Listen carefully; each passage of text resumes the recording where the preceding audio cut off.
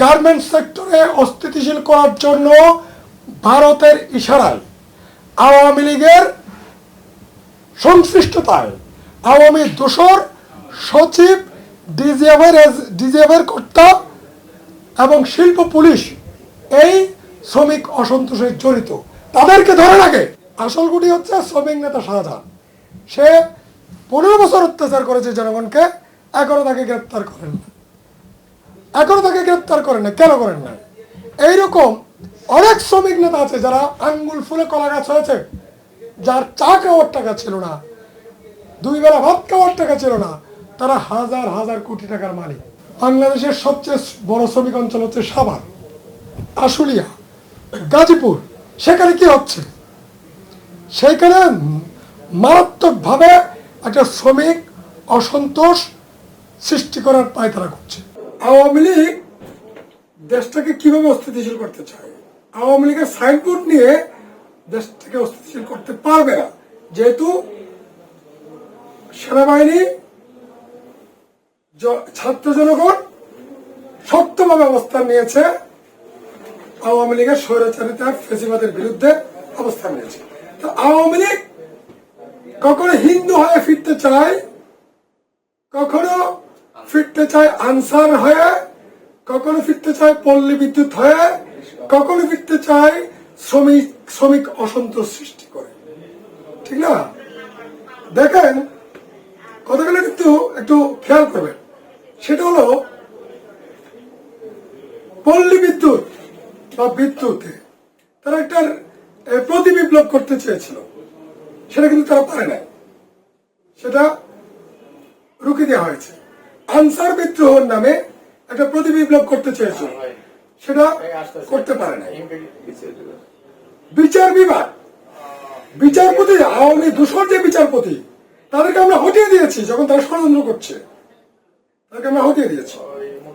এভাবে তারা নানা ফরম্যাটে ডাক্তারদেরকে দিয়ে একটা আন্দোলন করার চেষ্টা করছে, প্রতি বিপ্লব করার চেষ্টা করছে। সেখানে কারা জড়িত?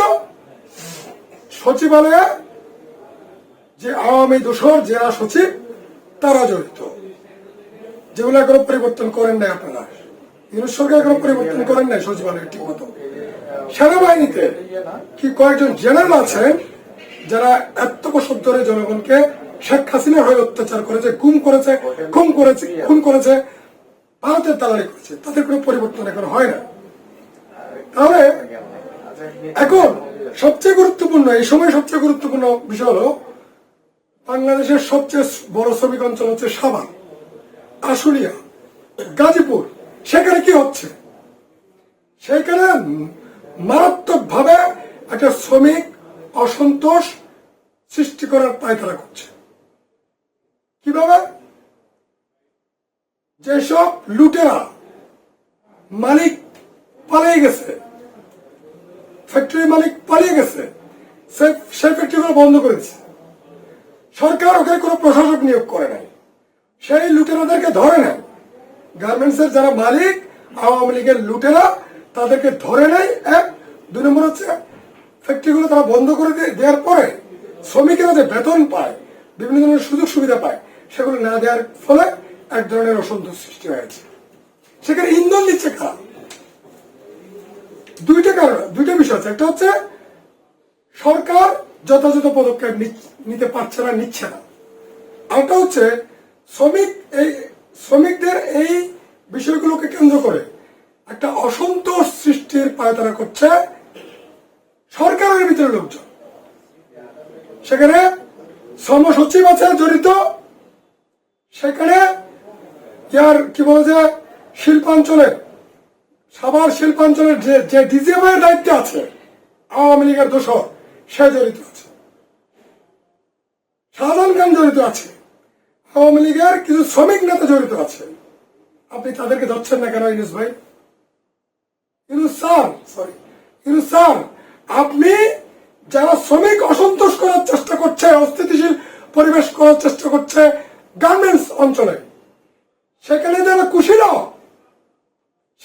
কুশীলব হিসেবে কাজ করছে, সেই সব শ্রম সচিব, শ্রমিক এই সচিবালয়ের শ্রম মন্ত্রণালয়ের কিছু দুষ্কৃতিকারী, ডিজিএফআই এর দায়িত্ব পালনকারী, এই শিল্পাঞ্চলের পুলিশ, এদেরকে আপনারা কন্ট্রোল করছেন না কেন? ওরাই তো ইন্ধন দিচ্ছে, শ্রমিকদের মাথা নামাচ্ছে। এদেরকে ধরার কাজ কার? সরকারের না? অবশ্যই সরকারের। অতি দ্রুত এইসব আওয়ামী এজেন্ট কে ধরেন, একদম ভালো করে ধরেন, না হলে লক্ষ লক্ষ শ্রমিক অলরেডি নেমে গেছে। 70টা গার্মেন্টস বন্ধ হয়ে গেছে। এরা কি খাবে? এরা খাবে কি? আরেকটা বিষয় হচ্ছে, ফ্যাক্টরিগুলো কিভাবে বন্ধ হচ্ছে? ধরেন একটা ফ্যাক্টরি, একটা গার্মেন্টস ঠিক মতো চলতেছে, মালিকেরাও ঠিক আছে, একদম জেনারেল মালিক, জেনারেল ব্যবসায়ী, ফ্যাক্টরি চলতেছে।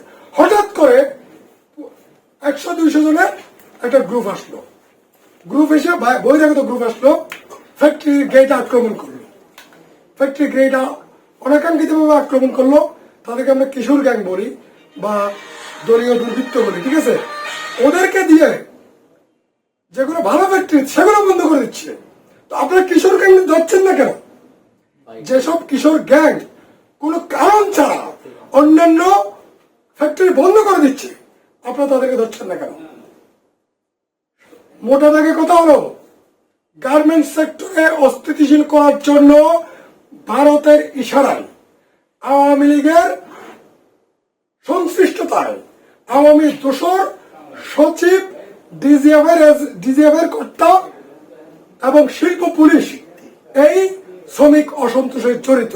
তাদেরকে ধরে আগে ধরে প্রকৃত শ্রমিক নেতা যারা দেশকে ভালোবাসে, যারা দেশকে স্থিতিশীল রাখতে চায়, তাদের সাথে বসে গার্মেন্টস সেক্টর কিভাবে চালাবেন, সুন্দরভাবে কিভাবে চালাবেন সে ব্যবস্থা নেন। যদি না নেন তাহলে প্রতি বিপ্লব শ্রমিকরা করবে, শ্রমিকরা দিয়ে করাবে।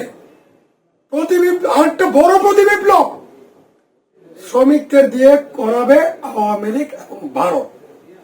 সাবধান করছি, দ্রুত পদক্ষেপ নেন, না হলে এই সরকারের অস্তিত্ব বিনাশ হয়ে যাওয়ার সম্ভাবনা প্রকট। শ্রমিক নেতা শাহজাহান হচ্ছে আসল গুটি। আসল গুটি হচ্ছে শ্রমিক নেতা শাহজাহান। সে 15 বছর অত্যাচার করেছে জনগণকে, এখনো তাকে গ্রেপ্তার করেন না। কেন করেন না? এইরকম অনেক শ্রমিক নেতা আছে যারা আঙ্গুল ফুলে কলা গাছ হয়েছে, যার চা খাওয়ার টাকা ছিল না, 2 বেলা ভাত খাওয়ার টাকা ছিল না, তারা হাজার হাজার কোটি টাকার মালিক। তাদেরকে না ধরে, এই লুটেরা চক্রকে না ধরে আপনি শ্রমিক এলাকায় নিরাপদ রাখবেন এত সহজ না। ওদেরকে ধরেন, শাহজাহান খানকে ধরেন। জল্লাদ, লুটেরা, পাপ্পার শ্রমিক নেতার নামে সে জাতির কলঙ্ক। শাহজাহান খানকে দ্রুত ধরেন। শাহজাহান খানের সাথে যারা আছে সব তালিকা আছে না আপনার কাছে? সরকারের কাছে তালিকা আছে না? সব সমানে ধরার পরে যারা ভালো শ্রমিক নেতা আছে তাদেরকে দেখে সিদ্ধান্ত নেন যে কি করলে গার্মেন্টস অঞ্চল ভালো চলবে, আমার গার্মেন্টস শ্রমিকরা ভালো থাকবে, শিল্প শ্রমিকরা ভালো থাকবে। সেই সিদ্ধান্ত নেওয়া সরকারের, এবং সময় কম, দ্রুত শেষ করেন, এই কাজগুলো শেষ করেন। ধন্যবাদ।